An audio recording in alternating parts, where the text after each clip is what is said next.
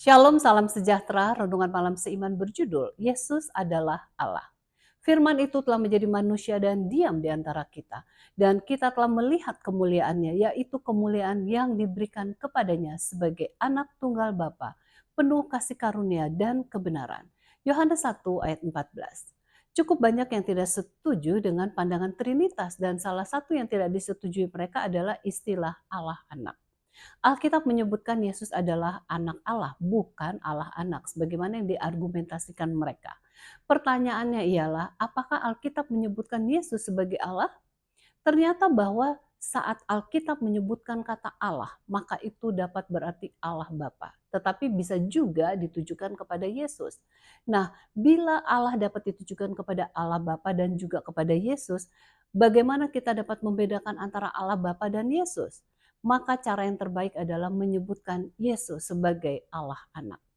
Melalui ayat inti kita di atas, Yohanes menetapkan suatu kebenaran yang mendalam mengenai inkarnasi anak Allah sebagai suatu misteri.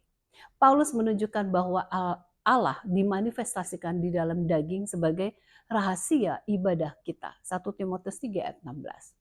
Paulus juga menyebutkan dalam Kolose 1 ayat 16, karena di dalam dialah telah diciptakan segala sesuatu yang ada di sorga dan yang ada di bumi, yang kelihatan dan yang tidak kelihatan. Baik singgasana maupun kerajaan, baik pemerintah maupun penguasa. Segala sesuatu diciptakan oleh Dia dan untuk Dia. Jadi Yesus sebagai pencipta dunia merupakan kepenuhan kealahan, menjadi bayi yang tidak berdaya di palungan Yesus. Jauh lebih tinggi daripada malaikat manapun. Dan ia sama dengan Bapa dalam sifat, martabat, dan kemuliaannya. Ia merendahkan dirinya untuk mengenakan pakaian manusia.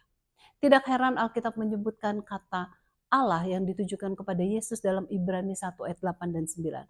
Tetapi tentang anak ia berkata, tahtamu ya Allah tetap untuk seterusnya dan selamanya. Dan tongkat kerajaanmu adalah tongkat kebenaran. Engkau mencintai keadilan dan membenci kefasikan. Sebab itu Allahmu telah mengurapi engkau dengan minyak sebagai tanda kesukaan, melebihi teman-teman sekutumu.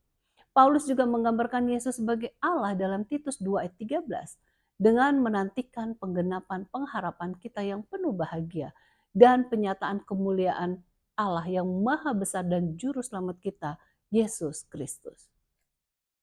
Yohanes juga menyebutkan pengalaman dari Thomas yang semula ragu-ragu akan kebangkitan Yesus. Akhirnya mengakui kebangkitan Yesus dan berkata dalam Yohanes 20 ayat 28, "Ya Tuhanku dan Allahku." Kita bersyukur oleh sebab Yesus adalah Allah kita yang menjadi pencipta, penebus, dan juru selamat kita. Semoga kita makin mengenal dan mengasihinya setiap hari. Kiranya Tuhan memberkati.